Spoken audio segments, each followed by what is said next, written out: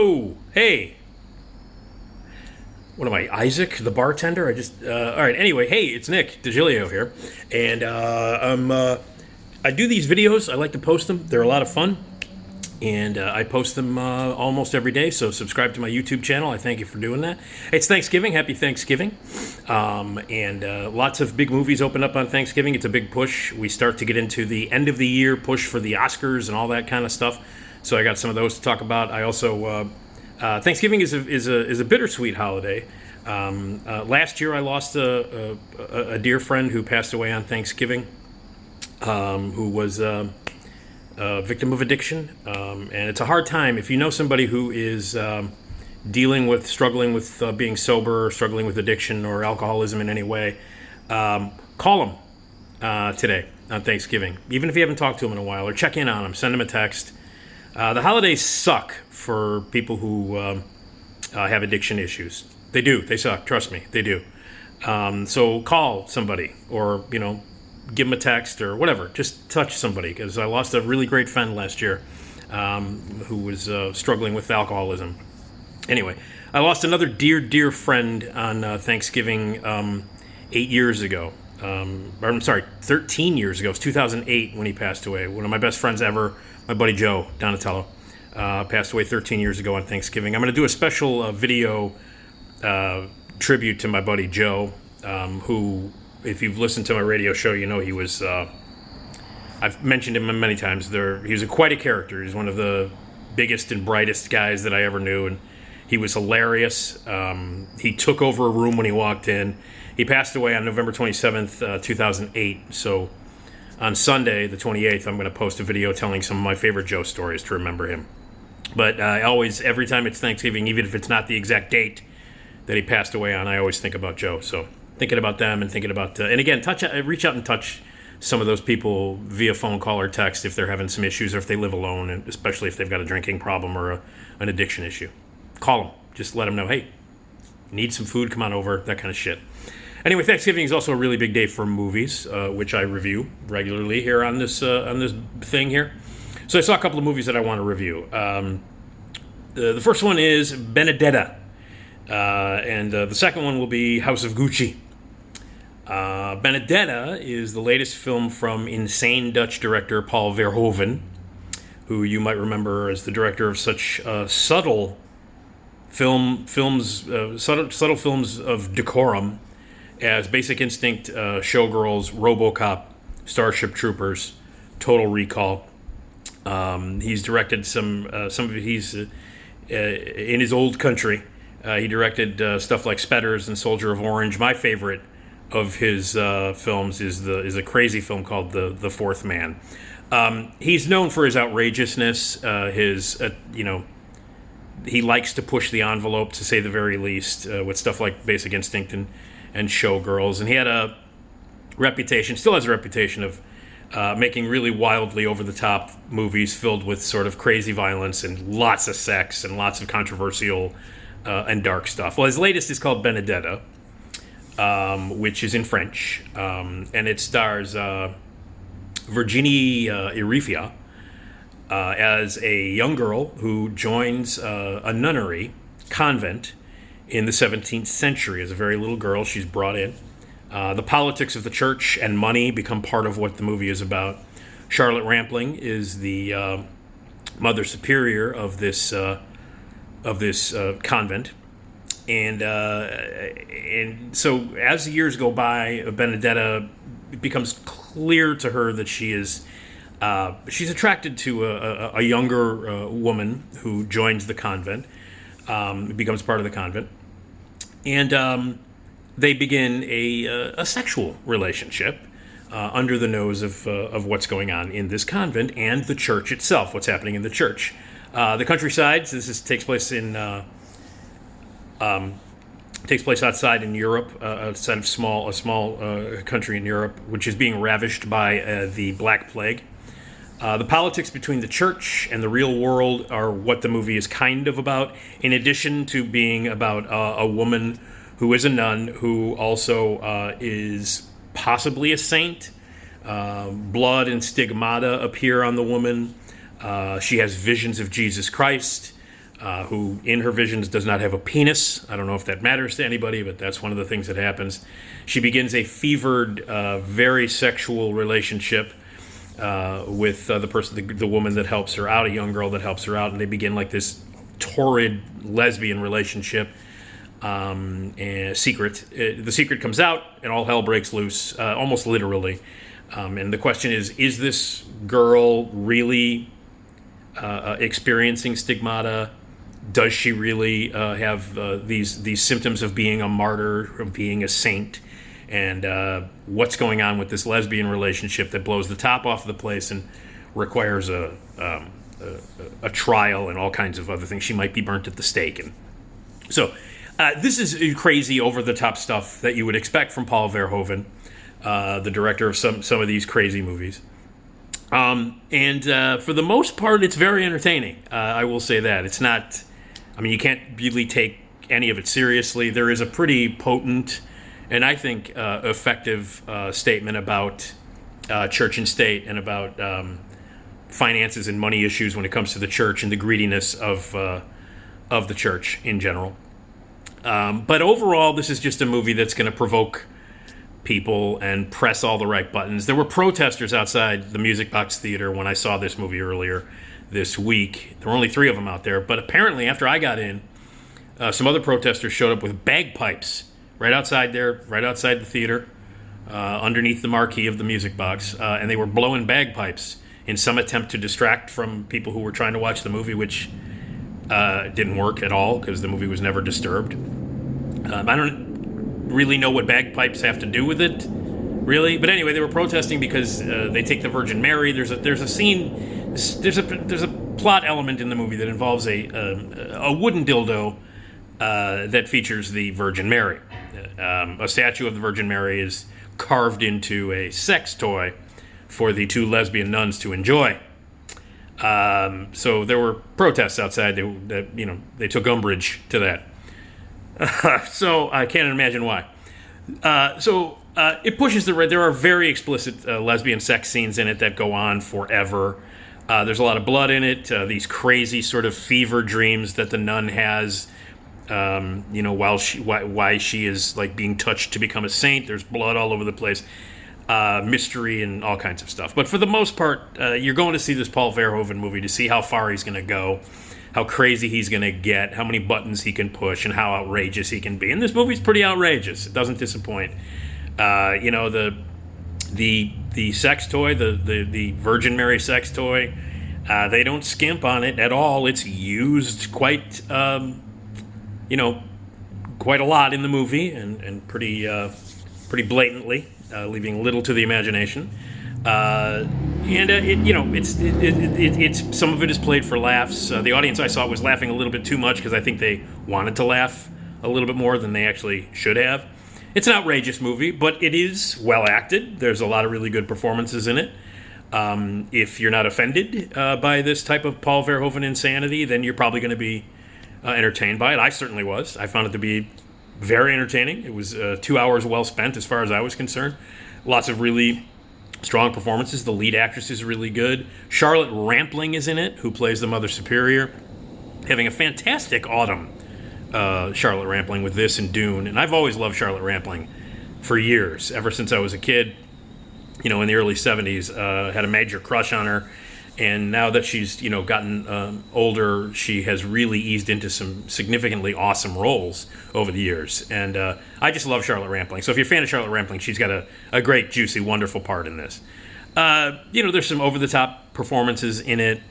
There is a message about church and state in it. It's based on a true story. So if you know the story about this Benedetta, who did not technically become a saint, but still maintains that the things that she went through are real, including the stigmata, the blood on the forehead and the blood on the hands and the feet, and these crazy visions that she had, and her being possessed by Jesus.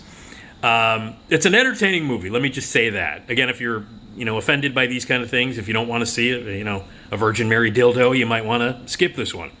I, however, thought it was pretty terrific. I thought it was very entertaining.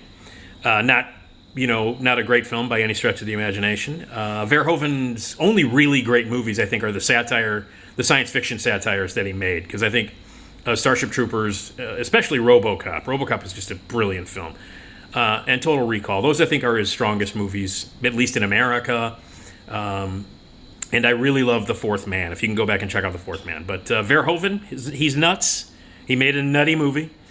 Pissed off a lot of people. There were protesters out front, so there you go. Benedetta. I recommend it. I was thoroughly entertained by it. I had a great time. I did not go to hell, despite what the protesters were saying when I walked into the Music Box Theater. Did not go to hell. Oh, in fact, I did. You know when I did? I just realized this. I went to hell for 2 hours and 38 minutes and got out. And for those 2 hours and 38 minutes, I was in hell, and it was called House of Gucci. You see how I segue? You know, I'm not on the radio right now. I got fired unfairly and ridiculously. I'll get into that later. But I still know how to segue, man. Can't take that out of you. Know, hey, I may not be broadcasting, but I'm still a goddamn broadcaster. That's right. So I segued. See?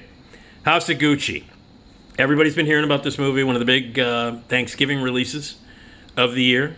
Directed by Ridley Scott, based on the true story of the Gucci family, who obviously were behind the Gucci products, the design products like your footwear and your handbags and your purses and your clothing and all that stuff. Became an empire, an Italian family empire, and it all came crumbling down with intrigue and backstabbing and family drama and even murder.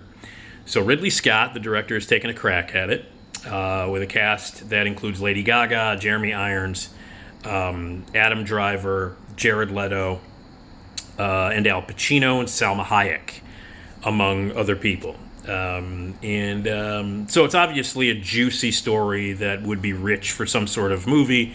Unfortunately, Ridley Scott is the unfortunate filmmaker to direct it.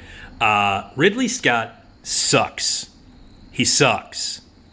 There's no other way to say it. He is a terrible and unbelievably overrated filmmaker. He's directed about 30 movies. Maybe 4 of them are good. 2 of them are great. 2 of them are like Verhoeven. Ridley Scott's got a knack for making science fiction movies, or at least 2 of them. Alien from 1979, the original Alien, is a great film. And Blade Runner, which I believe is a fluke, considering the rest of this guy's filmography. Blade Runner is one of the best movies ever made. It's one of my favorite movies of all time.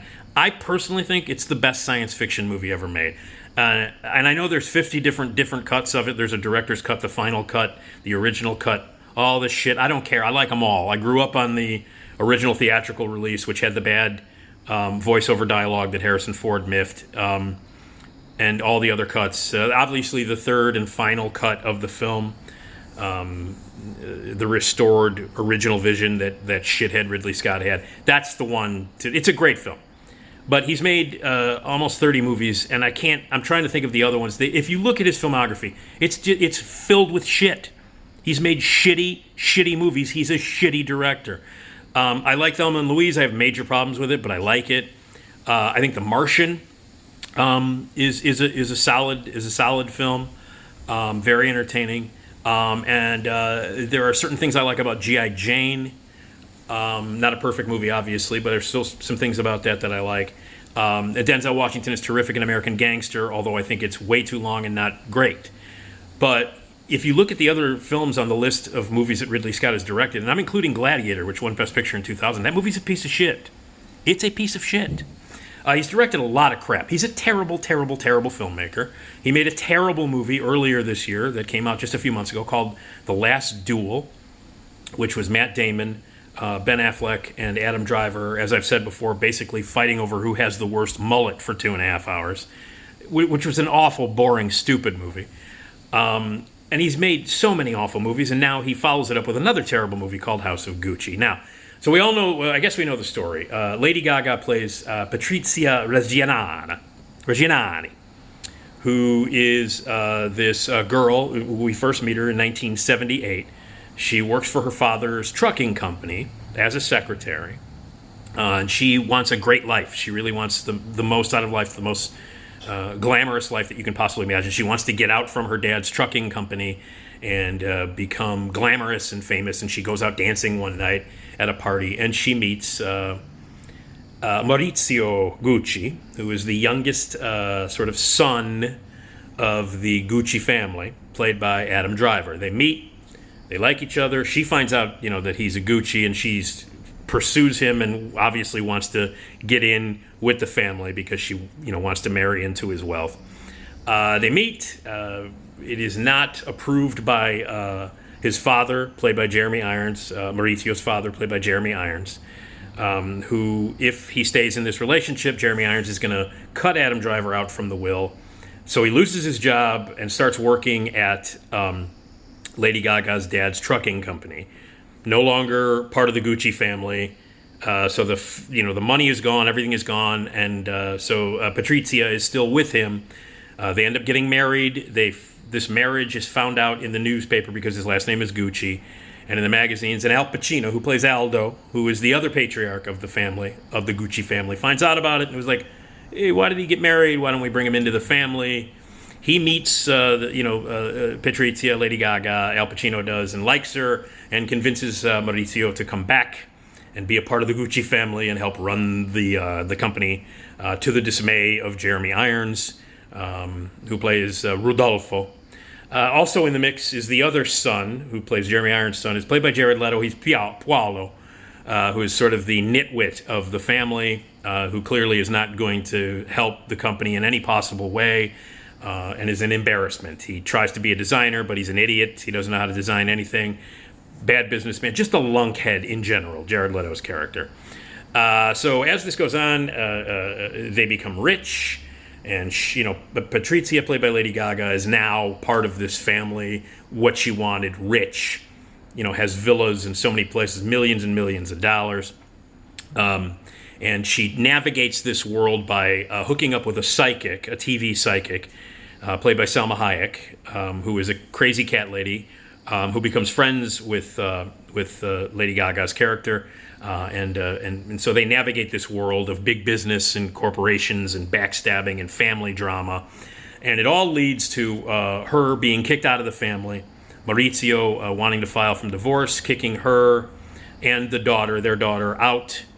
And while Maurizio proceeds to run the family business without her, she seeks revenge, and ultimately it ends up, she ends up doing something really bad. If you know the story at all, it involves her hiring hitmen to murder her ex-husband, Maurizio.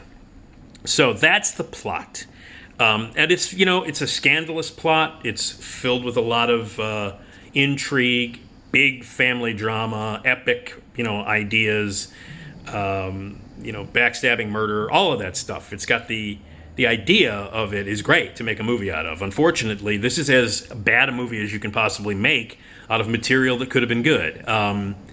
Ridley Scott seems to be in Ryan Murphy mode. Ryan Murphy, who is the guy responsible for a lot of the American Crime Story things, all the American Crime Story things that you see, that's really terrible Bill Clinton impeachment shit that was just on, which was awful, with Clive Owen as Bill Clinton, Beanie Feinstein as Monica Lewinsky, and an embarrassing Sarah Paulson as Linda Tripp. It was awful, but it was based in that reality. And he also did the Versace thing, which this is very similar to, the Gianni Versace assassination thing, which I think Ridley Scott is taking a lot from. So this could have been, and what I was hoping it was going to be, was a movie that was so awful that it would be hilarious, so unintentionally bad that it would be hysterical. Unfortunately, except for a few moments and a few things, it's just bad. It's not even funny bad. The acting is completely inconsistent. This is all Ridley Scott's fault. He lets his actors just do... So many actors, they seem to be in different movies. There's like 5 or 6 different actors in this movie that seem to think that they're in different movies. And the movie is stylistically a mess. The tone of the movie shifts without any kind of warning of any kind. The motivations of the characters don't make sense at all. Completely inconsistent. The screenplay, by the way, is terrible. And it seemed to me, and by the way, it's from the screenwriter of Prince's classic opus, Under the Cherry Moon. So there's your screenwriter right there. It's the person who wrote Under the Fucking Cherry Moon. Masterpiece, right? No. So the screenplay, it seems like a first draft to me. Just watching this movie, I felt like, wow, they really need a rewrite here. They need to change this here. It seems to me like they rushed this screenplay out from the genius who wrote Under the Cherry Moon. Ridley Scott was like, okay, let's get this thing done. Let's set up 5 cameras, do one take. Although the movie is over 2.5 hours long and feels over 2.5 hours long, it feels rushed. It feels like the whole project was like, let's get this out, let's do this as fast as possible. It doesn't matter that the screenplay is really shitty and needs at least 2 to 3 more rewrites, at least. It doesn't matter that I'm setting up 5 cameras for each scene and one take, and it seemed like all of it was first take, one take, second take, that's it. He let the actors just do whatever the hell they wanted. Some people are playing it kind of for real. Adam Driver is, and so is Lady Gaga to a certain extent, until their motivations shift. Like the Maurizio character makes a change about halfway through the movie that makes no sense in what's been set up, except for the fact that it's in the screenplay. Like his behavior completely changes, his motivation completely changes. You never buy the fact that he wants to divorce Patrizia, played by Lady Gaga, and suddenly become this businessman, this heartless, sort of soulless Gucci businessman, which he was trying to stay away from. There's no motivation for it. It doesn't make any sense whatsoever. There is a scene in the movie where the feds show up to check out their taxes for tax fraud. He flees to another country, and that's sort of what makes him change. Doesn't make any sense. Lady Gaga's character doesn't make any sense either. From the beginning of the movie, it's established. I mean, she does a voiceover at the beginning of the movie, establishing that she's really cutthroat and she wants to be rich. She wants to have the greatest life of all time. For Christ's sake, she consults a stupid-ass overnight television psychic to help her out and cast spells on people and shit. And yet, it makes no sense that she would actually marry Gucci, even though he has been exiled from the family and has no access to money and is working for her dad. That doesn't make any sense, and why she changes. And Lady Gaga is bad in the first, 2/3 of the film, but really bad and terrible. The accents in this movie are relatively appalling. And I know that Lady Gaga is, Italian-American, and she's very proud of that, but the accent sucks. It's terrible. She does sound like Ren of Ren and Stimpy. But her performance is just bad until it requires her to kind of go nuts. Which, again, the motivation doesn't make any sense. Suddenly she's crazy.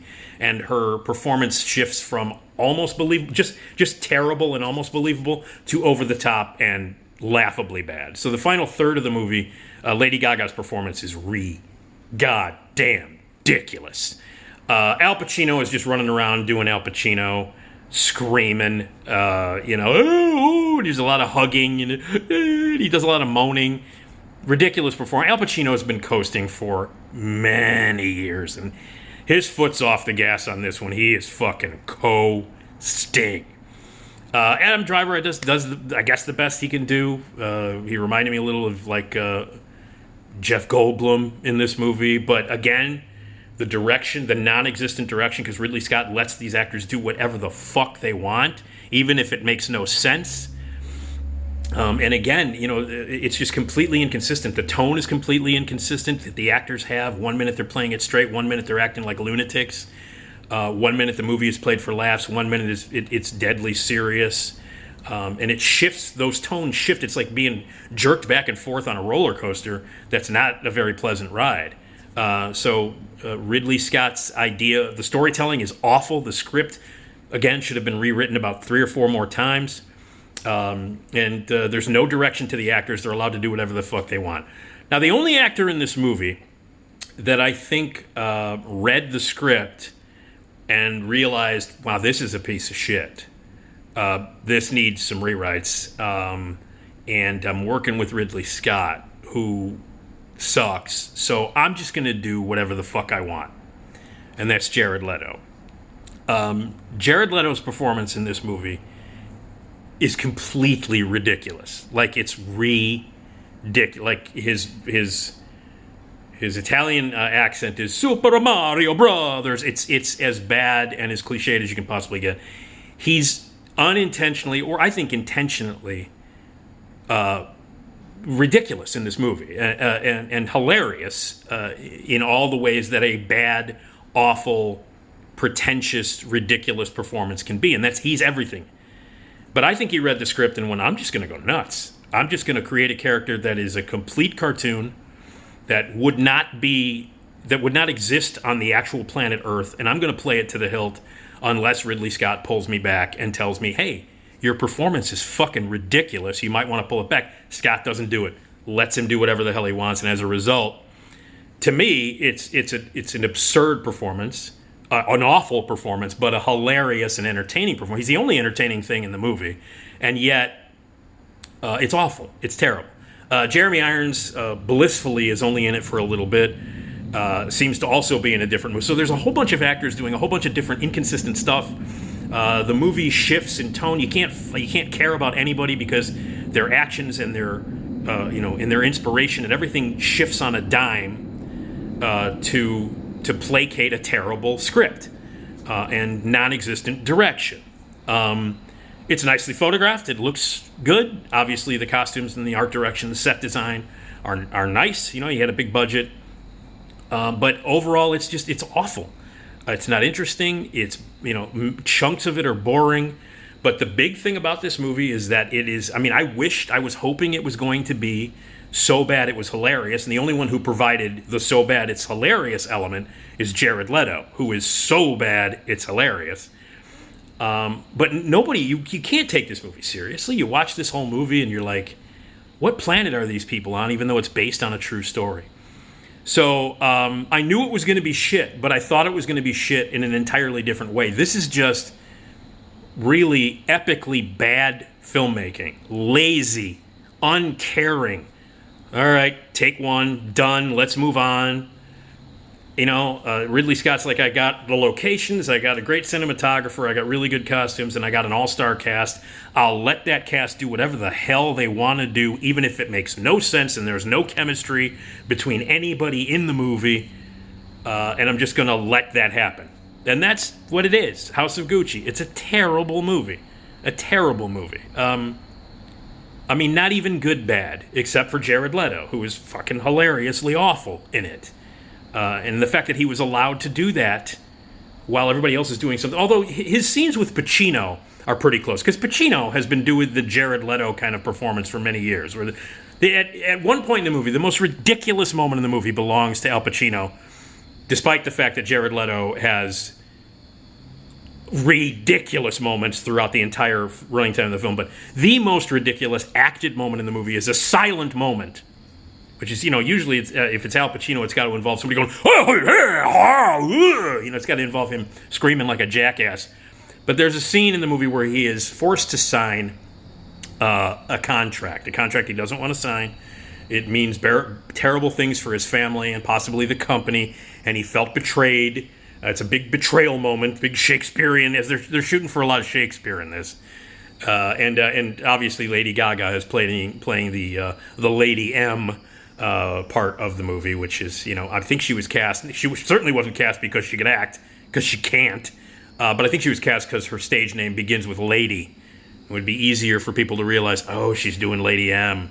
So there's a lot of Shakespearean tragedy stuff that they're going for, failing miserably on every level, but going for it.